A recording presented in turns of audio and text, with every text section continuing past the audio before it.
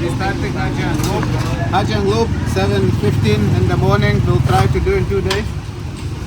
And we'll go 110cc new scooter. And let's see how it's gonna go.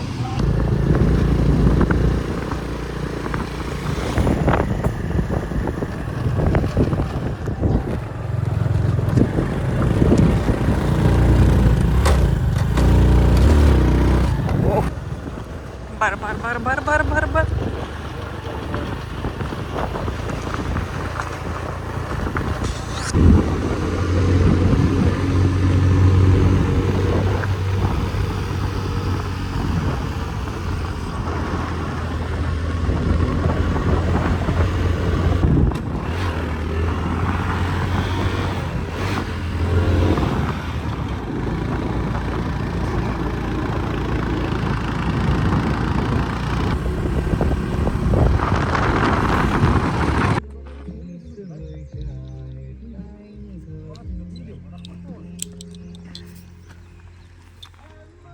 So after one hour and 10 minutes driving in Giang Loop, we got stopped by police checking for international driving license and the A category they're looking for. So we have it. We didn't have a problem. They just checked it, let go.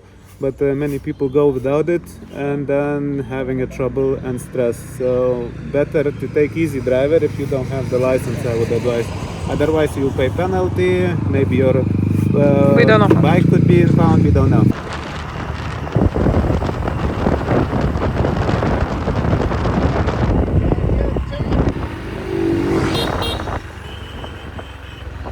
So here in the clouds you can see the mountains actually. At least I can see, but the camera doesn't capture, but they go up to here. So if it's better season, if there are no misty clouds, it would be breathtaking. It is very nice for us though still, but I cannot capture that with camera.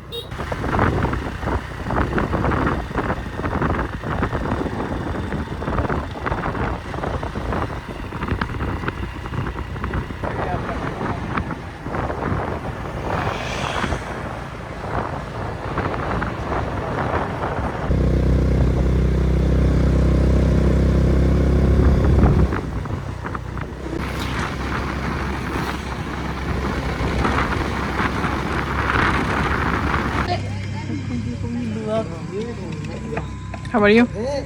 Good. How 2 hours driving? Whoa, very big. 2 hours driving, not too bad. Actually, it's just advice for anyone going to Europeans like with the Pillon. Better to take most powerful bike, I guess. But you can make it with 110. But with more powerful, it's easier, of course. More easier to go. But here in the rental points, you can get maximum 150, I guess you see. So I don't know how big is the difference between 110 and 150. There should be a difference. I don't think it's massive because I had a choice 110 and 125. So I don't see the difference. 50cc doesn't make huge difference.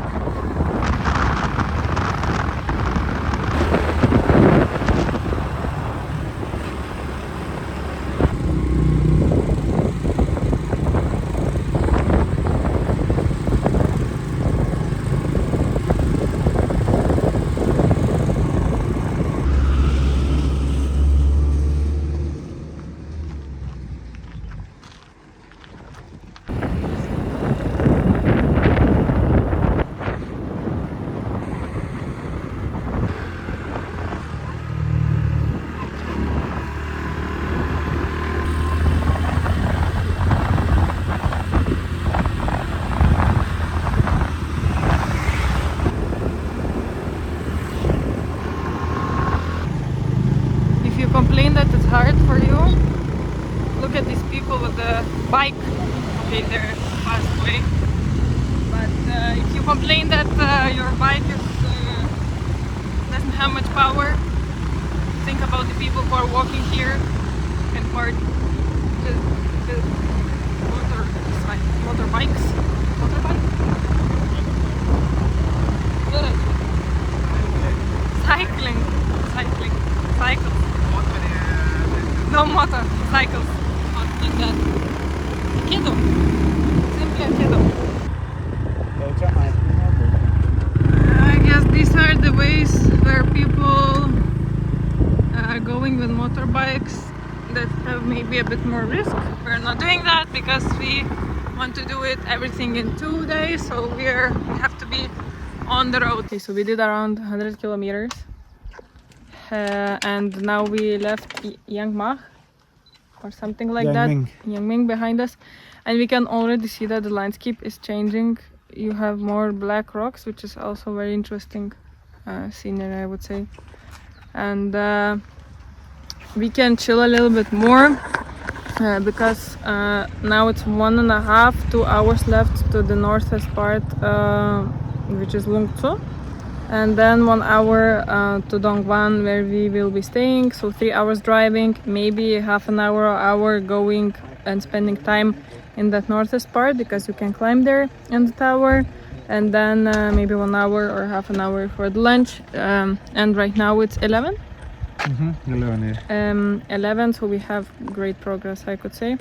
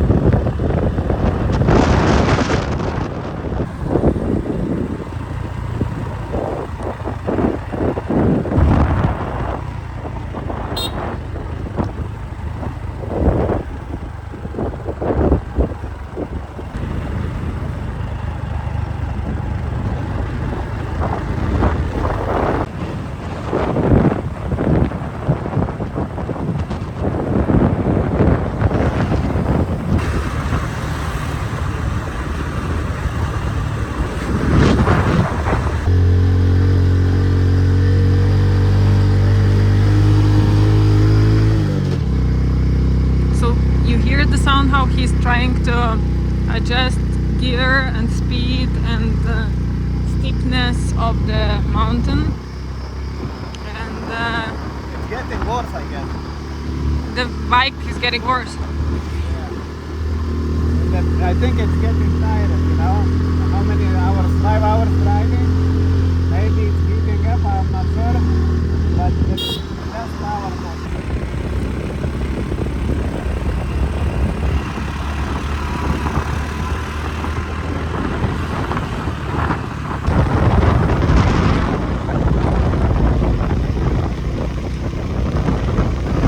So we stopped for the coffee break. Not coffee, actually lunch, I guess we're gonna have it. And we are avoiding the places where all tourist groups are stopping, because I think they have like special deals, and I guess it's like cheapest kind of stations to eat, or cheapest, not necessary, I don't know, like I guess if the tourists are stopping there, they get a good deal, but it's not the cheapest for the tourists themselves, or it's included anyway in the trip you're paying in the price. But what I wanted to share, that it's we are now done 150 kilometers, I guess, or 130, but 3.5 hours drive on the sat nav equals 5 hours actual drive. So it's if you're planning out, you can make it with the minimal stops, few stops to take a pictures, etc. So yeah, every 3.5 hours adds you 1.5 hour. That's for to getting an idea. So far the road is good, lots of curves, but it's fine. That's the beast. It's a rocky homestay, I guess, or something like that. And you have Vietnamese coffee like that, and we order some pho bo and well, noodles with pork and rice with the chicken. So let's see. Okay guys, so my time. Donnie went to the toilet and I want to give very quickly how if you're going, two of you, and you're not choosing any company to organize you and you just doing everything on your own. That's what we are doing. So as a person who is not driving, you should also play a role, I think, when it comes to the road and everything.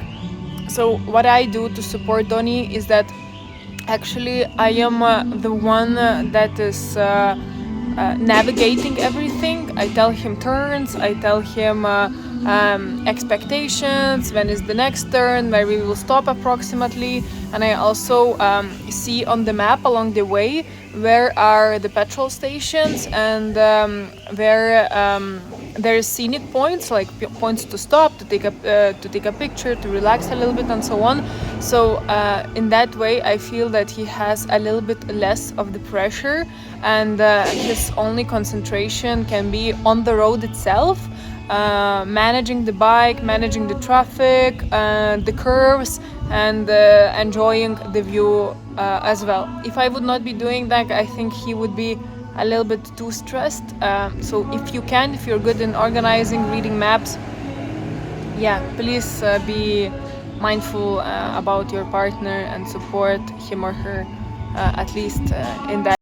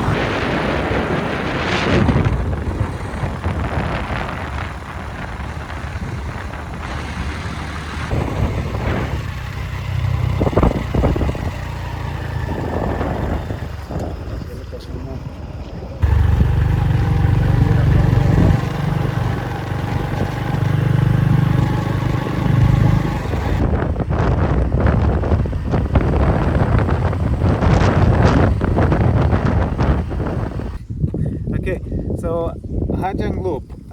What is interesting about it? It's very diverse, very different. Like we are going every curve, every corner, you turn, and it could be totally different landscape. So if you see in here, it's like one greenery. Then you have working farmers fields, kind of brownish things. Then different kind of shade of greenery, and then moving forward, you have like total rocks, pretty much no greenery at all. And that's how all the Giang Loop is pretty much is. And it's like it's just in one place. You can see already like four different landscapes, totally different. And all Giang Loop is totally like changing. We've been driving now around 7ish hours, 150 kilometers from Giang to up north, and you're going like that. So it's preview, like you have lots of curves like that. And the nice part, after, I don't know, last 50 kilometers maybe, it's very few buses, big buses, and very few lorries. So it's much nicer to drive if you drive yourself. But yeah, it's amazing views. It's unbelievable. Giang Loop is really worth it visiting. I think we're gonna do 2 days, 2 days, but 3 days route what usually others doing. So I guess it's manageable. It depends how many stops you will have. So 7 hours drive, and I think another 20 minutes, half an hour, we will be the northwest point. There is the pole flag, and you can see China. Okay, so tip for those who are sitting, not driving, but sitting as the Pylon. second person. It says as a pylon. Pylon? Pylon. Pylon. When you are, going on the bike, be careful of this thing. Exhaust pipe. If you're a woman, it doesn't matter. English, not English, what you don't know what the name is. It's very hot. I got burned my leg. I still see no marks, but it burns like hell. So be careful about this and mindful about it.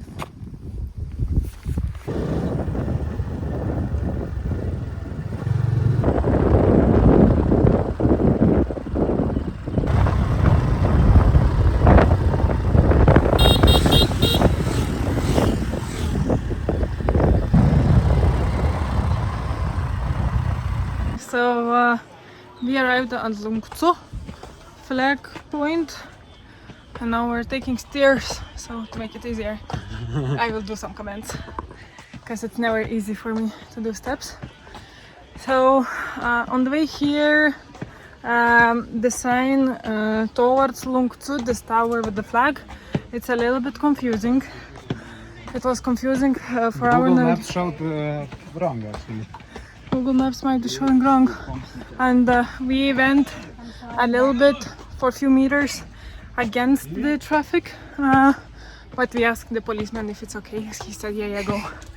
But you need to turn earlier, where the sign is earlier than navigation showed. Yeah. I guess we saw an accident at that point, so I guess some people got confused and did an accident. That's my guessing with the scooters. So make sure you taking slow and turning early for Longzhou. It will be a sign. Follow the sign, not the sat-nav. And the accident was 3 motorbikes, but the distance between there was first, and then after, I don't know, 50 meters or so, right? Yeah. It was second and third bike. It was not easy. It was sliding. You can see on the road. Yeah, it was sliding quite a lot. So yeah, better slow, better steady, better stop. You will have time for everything. And here, parking, we didn't pay for parking, which is strange in Vietnam considering, but it was 40,000 dongs each For one person. for one person to enter the tower. And we're taking all of our stuff because we didn't pay for parking, so we don't know if someone will be looking after our When you belongings. pay for parking, you know that you're looking after.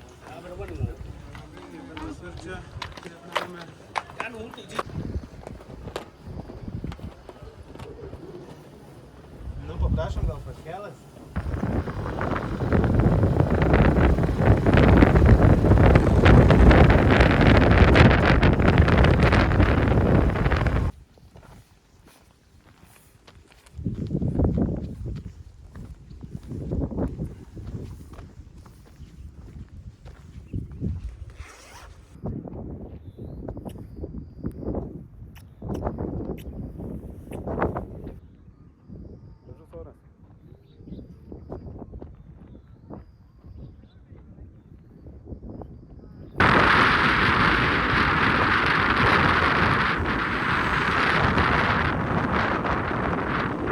Okay, so this park, Global Geopark UNESCO, it's like looks like in Vietnam, everything is UNESCO.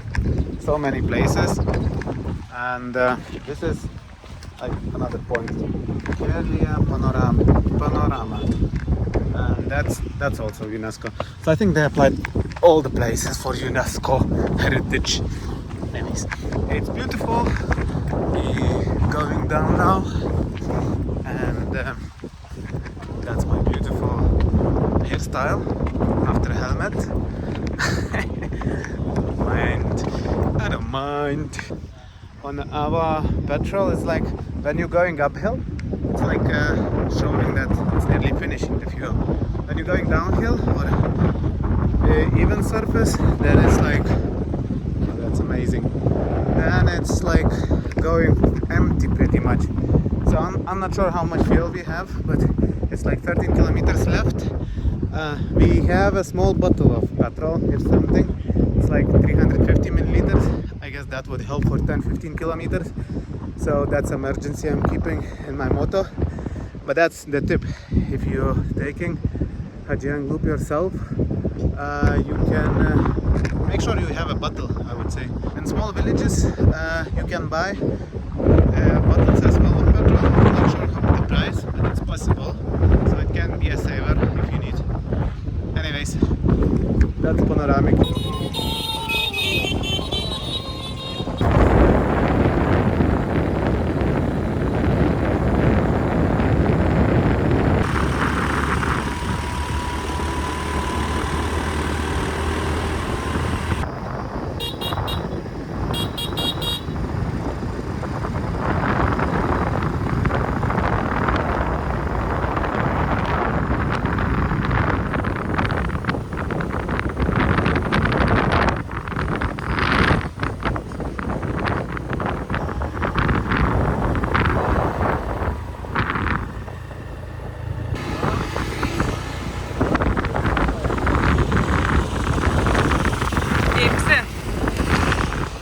Okay, so we arrived in Dongguan, I guess, right? I don't know.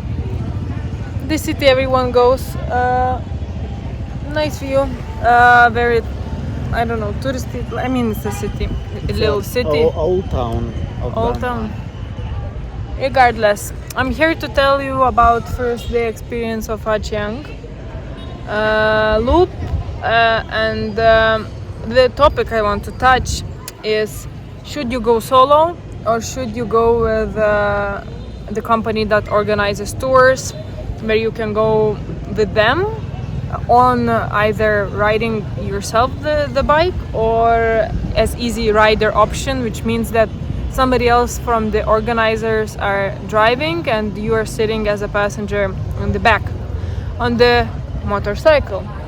So what I noticed is throughout all the day we managed to do around 160 kilometers, which is already maybe a bit more than their usual route. The difference is that we didn't stop for as many sightseeing spots, we didn't stop for villages, we were not that interested, we were really here for the mountains. I guess they are entertaining you a little bit more. The difference of the speed.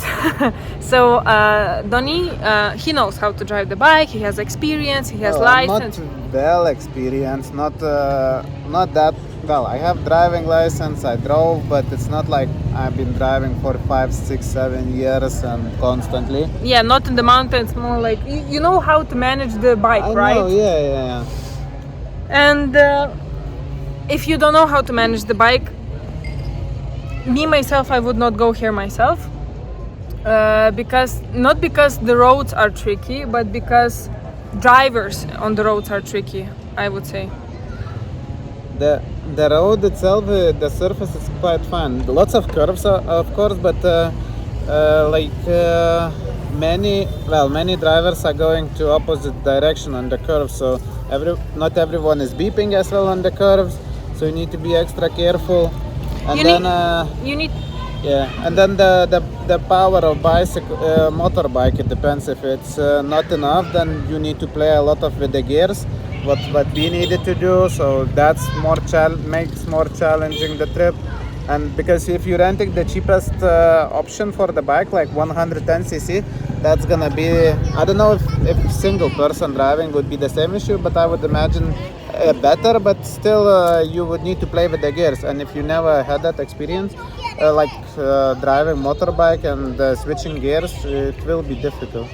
And also, what I noticed, so today there were like 3 situations where we didn't get hurt and anything bad happened, only because Donny managed situation well without fear, and he was not stagnating. He had good reaction, and I think it comes with the practice. One was big hole, right? Then another one was you accidentally put lower gear instead of higher, something like that. Yeah. And then it was okay, we almost fall down. Another one was the truck was coming into our lane very close by. From the curve and Yeah. coming to the opposite direction. So if you stagnate, if you have less experience and you got scared and you panic, then it could be a trouble. Yeah, I would drop the bike, I think, and would be better experience. Anyways, I want to compare driving solo versus driving. So this part is about your experience as a biker. But then there you can choose whether you organize trip for yourself, you rent your bike yourself, you plan your points yourself, or you go with the company. Our maximum speed today was 60 kilometers per hour, and it was on the straight visible road. and good road, Let me visible see. road, straight road, with no angle, like flat surface, right? I'd say average is like 30 maybe. Average, yeah, 20-30 going uphill, especially 20-30, not more. Yeah, what we heard is that we see that these like tours of bicycles, they are freaking fast. I know that they know how to drive. They're not doing the first day, but what I heard from people speaking in English who are hiring them and going, for example, as easy rider, meaning as passenger with them, that they sometimes go up to 90 kilometers per hour. I mean, if I would not have this amazing husband, which I really appreciate, who can drive the bike, yeah, most probably I would go with them. But just an expectation for you, they are fast. They are freaking fast. And for me, this is very, very scary, to be honest. I saw some people doing like private guided tours where maybe 2 or 3 people are also hiring someone who are driving them, and I see that the route stops, the length of stops, their speed is different, of course, because you don't need to adjust to the group. It's only you hiring them, it's not them organizing the tour itself. But number one, be prepared that they're not here to make your journey to be comfortable when it comes to the speed. You might be scared at first. Donny says you can get used to it. I don't know, I didn't drive with them. Yeah, and another thing, if you are going and driving bike yourself but going with the company, the issue that we noticed is that you are playing catch professionals game. Meaning that they know the curves, they know how to drive, they know motorcycles, roads, and everything, while you don't know these things, of course. And you still need to catch the very same pace, the very same speed as they are, because you need to stick with the group. So think about that you might get a little bit stressed. You get stressed more, I guess, driving with the group if you're driving yourself. If you as a pillion taking easy rider, maybe it's fine if you get used to the speed. But if you're driving and you need to keep the pace, I would be more stressed for sure. Yeah. And then, what I like here, being a solo, is that, not solo, but like not with a group, is that you can really choose where you stay, where you want to pee, where you eat. And you can also choose the places where you feel maybe more tranquility, because in this This is one of the groups. because with the group sometimes there are like 15 motorcycles maybe. So imagine you're stopping in one stop. It's not tranquility, it's like a group party or whatever. And actually the group organizers, I saw at least 2 of them. They have like their speaker and playing the music while driving everywhere they go. So you have not the nature sounds, but the European music.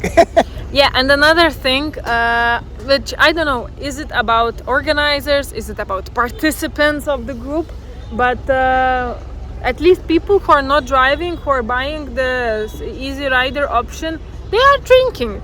We smell that, we see that. It is, I guess, more fun, but I don't know. When I'm not drinking anymore, it looks risky because you're not driving in the car. You are also participating in the traffic. You need to hold, not fall asleep on the bike, but you know. Not only about falling asleep, but also about moving. If I move, it's more difficult for you, isn't it? Yeah. It's not for us to judge. They choose to do that. So. We're here just informing these things that they go fast, the possible risks, and the overview of the situation. Plus, our one person that we met, she did the self-rider, and she said go with Mama's homestay, but not just means homestay. There are many more options from these, like more options to choose instead of these two, but I guess these two are the most popular. Mama's and Jasmine's. I think these are two the most popular. Lynn's homestay where we are staying, actually it's quite popular, I saw. But I don't know why she said don't go with Jasmine, go with Mama's. But I saw today one helmet with the Mamas, with the private guys who were. Okay, so day 2, Giang Loop. Getting up early, 5:30. Now 6 a.m. in the morning. Leaving Dangang. What is the city? Dangwan, the main one, where everyone is staying with all the scooters. That's the local market. Anyway, so had a sleep, not the perfect one, but it was on the budget. So what you can do? We didn't know that it's gonna have curtain instead of doors. So it was noisy all over, no sound isolation whatsoever. But somehow we slept. I guess it's fine. We're humble, we're thankful for opportunities. Yeah, well, the showers was good though on the positive. To compare showers, toilets was not too bad. Anyways, so heading for the day 2, 160, 70 kilometers. So let's try to do that and get to the Giang until like around 6. We have a bus 7ish, so we need to get there. We bought tickets for 7:45 and yesterday they're writing, oh, bus is at 7, be at 6:30. I mean, dude, so much earlier. I guess they're not picking up the full groups or something like that. Anyways, but let's see how it's gonna go. All will turn out well. Have a good day. Well, anyway, we'll update with other videos.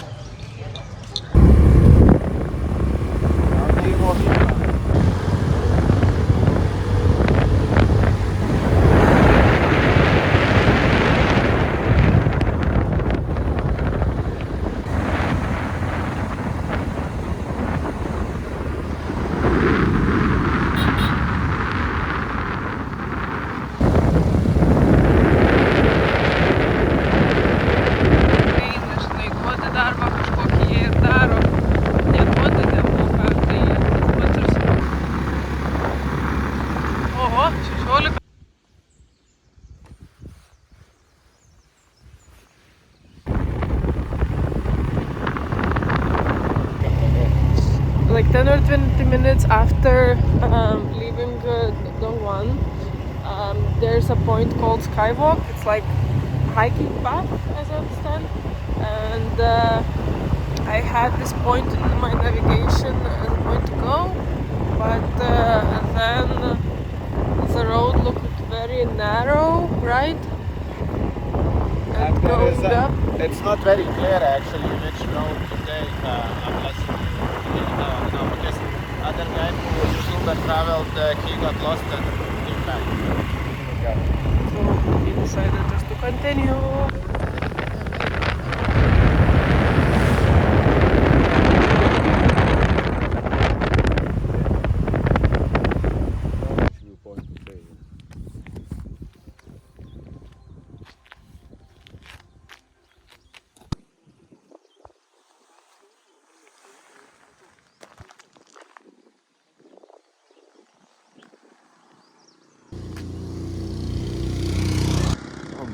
Right, as you can see, it's early morning. not early. We woke up at 6 now. It's 6:20, 30. So we're sitting like 20 minutes drive after leaving Dongguan, and we see the river. We decided not to take the river because we're doing everything in 2 days. So and our Small boat. small boat over there. And because our bus rode that we need to be earlier than we expected, we need to head back. But generally, you are taking boats through there, and I guess there are many ways how to go to the river, but this is one of the roads. Right, I see it. Head northwest. And I see a road here, but when I look into it, it's very steep, very narrow, and I would be a little bit scared even to walk. And I think people are going there with motorbike even. So when people are going here for longer days, I guess this is as an option to take such routes. And someone is actually taking the road. He's scared to walk. Normal. Slowly. I will wait until that very a bit of time to wait. How he will manage that steep point? I think easy. Easy. It's local. Even look, he's speeding up on the straight.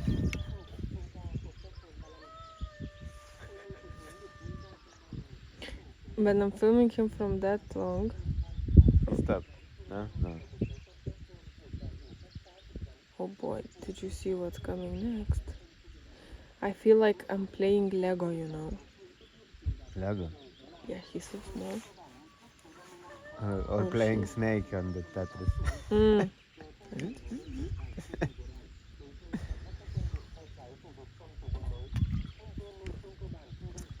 Where is this radio coming from? From the village, I guess. I think it's from the school, no? I think from the school.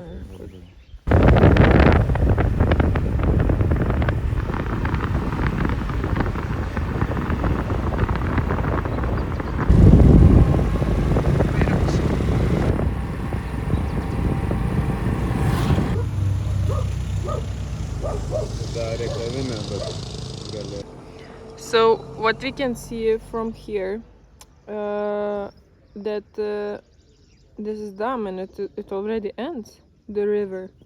There are boaties. But how to actually get there? I mean, do you need to take this? Beautiful river, but Do you need to take this road?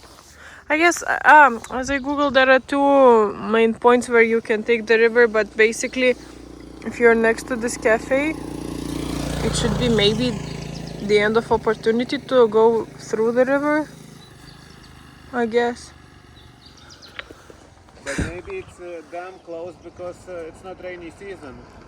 So at least one part is beautiful. I don't know.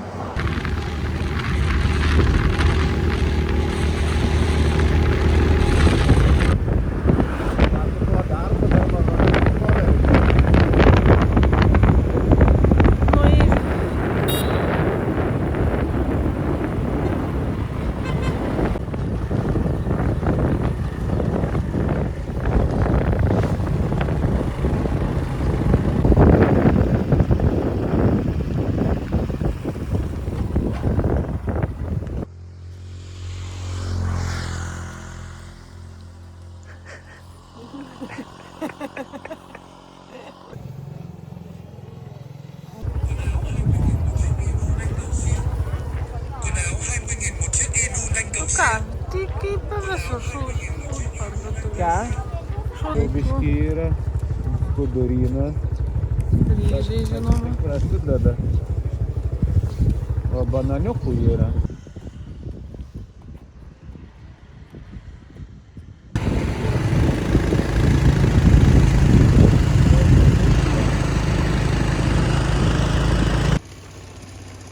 Viską rankytėm dirba. O ten ryžius, ką čia jinai daro? Ai, ryžius ima. Ateik, sako. Nori eit pažiūrėti? Į purvą. Nereik. Nu, tai va. Rauna jo.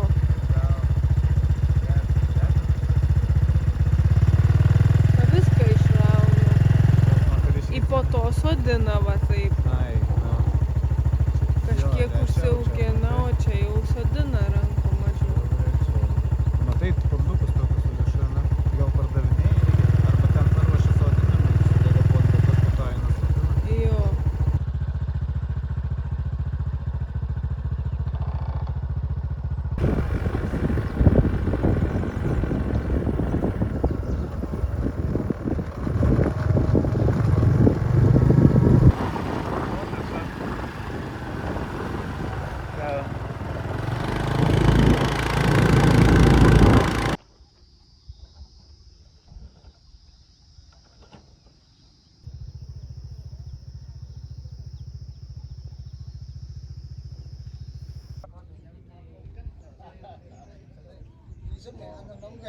Mình có bảo giống hoa là nó nhân thằng nông dân như mình thôi.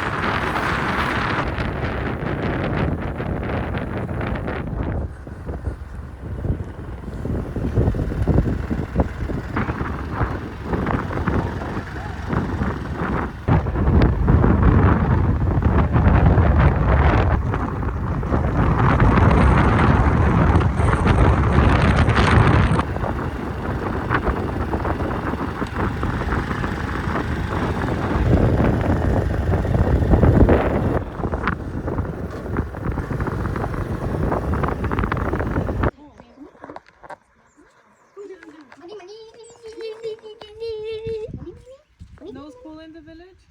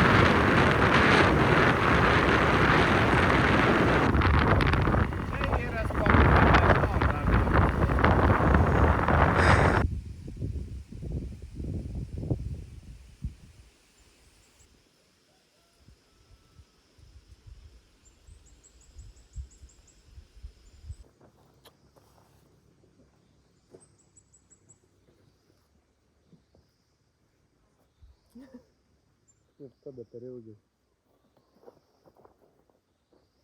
Nu taigi pasitasysi, ale.